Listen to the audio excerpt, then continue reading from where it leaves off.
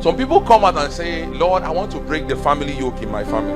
I want to break poverty. Brother, sister, to break poverty, forgive me to say this, to break poverty is actually, I believe, in my own little understanding and by the grace of God and by the mercy of God, is the easiest thing to break. It seems like it's hard, but the moment you refuse to be poor, transfer that poverty to someone else. God forbid you will never be poor. Come, let me do an example. Never be poor. You will never be poor. You will always be wealthy. Money will never lack from you. Now see, if I'm poor, God forbid, and this guy is richer than me. You know, even in poverty, they have people that are poorer, and they have poorest. So if you are the poorest, and this guy is like poor, and you know, there are some people that are poor in their family that every other village, even the poor people in the village, pity for them. Oh yeah, oh yes, I know, I'm telling you. So if you said no, I won't be poor, the first thing to do is to, if you have rejected it, transfer the poverty out of you. You see, people always give you. Stop receiving from them. Give them. The moment you give them, you are no longer poor. Them that are receiving are now poor. You have not just changed it in your mindset, you have changed it in the physical realm. Even the spirit realm will obey it. People that are poor are people that always want to receive. They never want to give. They believe that they are poor, so because they are poor, they should be given to. No, reject it. That's why the Bible says, blessed is the one that gives than the one that received it. You can reject poverty. It's not by saying, I won't be poor. If you say you won't be poor, act like a rich man. That is preparation. Change the status quo. Change it. Can't be poor. Won't be poor. Sometimes you come to my house, we buy food stuff. Mommy, we are saying, I say, mommy, share this one half. Bring nylon. Let's put baggy. There are people to give these things out to. Mommy saying, you will not give all now. We'll not start looking for. I say, let's give it all. You see us be cutting it. Some of you know what I'm talking about. You see us will be cutting it. Bah. Do you know that if I shout so loud now, a bag of rice will fall? If I just come out and say, you see bag of rice that will come. Because what? You rejected it. Some people want, no, just give me. And give me. Kinda. They always come and tell you that things are hard. Refuse it. I can't be poor. I can't be poor. Am I saying that when people give you something you should reject? No. When people give you, when you receive 1,000 from them, take out of that one, take 400 naira, give to someone else. Let someone else be poorer, not you. But if you keep swallowing it, you will be the last blood. Others will rise, you will be the last blood. You can break poverty. Any family can. Any family that is still poor wants to be poor.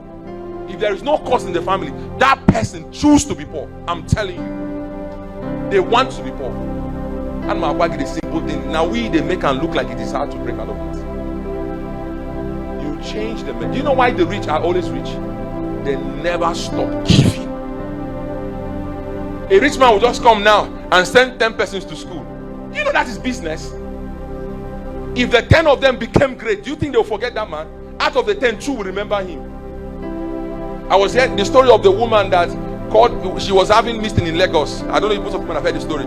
Every time she will call people and preach to them about giving. She will lodge them in a hotel. Lodge all of them in a hotel. Teach them about giving. When it's done, she doesn't collect money. She leave them and go. Then she hosts the meeting again. Teach them. After 2 years, they now said, how come this woman is teaching us about giving? And she doesn't really collect money from us. She will pay our hotel bills, teach us about giving and leave. So they started giving. As I'm speaking to you, they say early this year, the people she trained, the disciples she trained, gave her a house worth 180 million naira. They say they gave her to choose one in Lekki and one in ZVI. Say one in Lekki and one other space that she should choose. So she said there is one that she has been praying to God for a 7-room apartment, I think in VI or Lekki or so. So one man has a house there. The man said, any person that come and pay, they want to pay money, 180. The man said no. So they come and told her that it's a woman that we want to pay this thing for, and the woman is a woman of God. She said that's the person she will give. And she came to the house, and that house was 7-room apartment. Everything that she has imagined to build for herself was in the house. What did she do? She didn't give them money. She raised them. She taught them. Our generation don't want to be taught how to fish. They want you to give them fish. And that's why it feels like the men of God get richer while the members are poor. Then the next thing you hear is that only their wealth. Oh boy, how much do you have? Somebody said, man of God, somebody said something. He said, I heard a story. The young man said, when they use them do money. Say, after all, even in entire destiny, how much it be? You will reject it. Whatever you don't reject will stay with you. Kill the mindset. Kill the mindset. Sometimes they give you a plate of rice. You must eat, even when you are satisfied, you must finish it. Boy, that is poverty mentality. I'm telling you the gospel truth, you don't know it. Even the Bible told you how to eat. When you are done, don't request for extra. Even when you are not satisfied, he said, don't request for it. Act like you are filled. But you, hey, why are you rice? Yeah, talker. Now you got an extra plate. Have your wonderful seat, brother. I'm telling you how this kingdom works. You must see, you are the one to change the story. The Bible said that he that soweth in tears will reap joyful. That scripture do alive. I saw it in the life of one of our partner. Boy, this young man broke my heart one day. I was telling him, you know, I can't stop people from supporting the work of God, but sometimes I try to manipulate them not to give. I told him, you're having no, this message is not for you. I know what you are going through. He said, no, man of God. The next thing I saw this boy, I said, guy, why are you doing this? He said, no, that he knows something. This young man showed me his account, his bank account, and the next thing I saw it transfer. I said, guy, this thing. He said, don't worry. That same evening, his guy that was arrested was released from the prison. How? When he was telling me the story, I was like, and the Lord said, this is why I told you, never stop anyone who wants to give. Even if all they had is 100 naira, don't pity for them and say, okay, take it back. Instead, take the 100 naira, put. If you want to give them, use your own money and give them. But never reject anything they bring. They are not giving it to you, they are giving it to my altar. It's not a must you give to the altar of God. There are people around you that needs your help. Sometimes you are the one. When you want to plant cassava, how does it work? The first thing you must do is to plant it on the soil. Is that correct? When you plant it on the soil, you don't just go and sit down and say it will harvest. No, because you might come, the bird might have fed on it. I used to plant corn. I have a big farmland, so I know what it means. Sometimes you plant corn. That's why you plant corn in twos. If you're a farmer, it's two. You put here and put here. Out of that two, only one they always grow. There's one small animal that always feed on corn. You just come and this squirrel, just come and take it. So you will now start. You will have to come to the farm and put that physics, so that if he perceives it, you will not come there. When God was teaching me farming, I didn't know he was teaching me life. He said, Emeka, now you've put it. How much did you spend? I told him. He said, now wait. The woman that takes care of my farm will just come. Say, Ogani, we need to clear the weeds. He said, and that money. He said, people that used to work, all those Abakaleke people now, it's 225 for one person. I said, how many people need to clear it? He said, 4 persons. I said, that's a lot of money now. That's 10K now. You uncle, and why am I paying you money now? Help her clean. He said, no, she's pregnant. Oh, you will spend the money.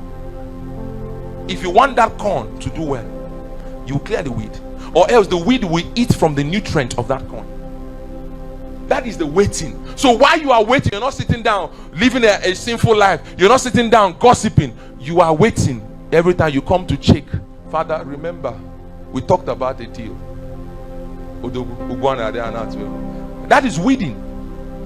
Changeable God. Father, how far now? When I have to Charlie go now. Okay, I remember. The next week, Father, what you are doing is weeding. You are waiting. But while you are waiting, you are doing something. Then you want it to be faster. You add more prayer, add fasting. That is like fertilizer and manure. So if it is supposed to come out in 3 months, it will come out in 2.5 months. But remember, there must be a season. You can't plant today and harvest today. No. Sun will happen, rain will happen, weather will happen, climate will take place, everything, photosynthesis will take place. Because the absence of sun means the absence of growth. I see my agric. I didn't waste my agric. Even while I was in school, I don't know what you are talking about agric. But when I begin to read the Bible, God brought me to that agric.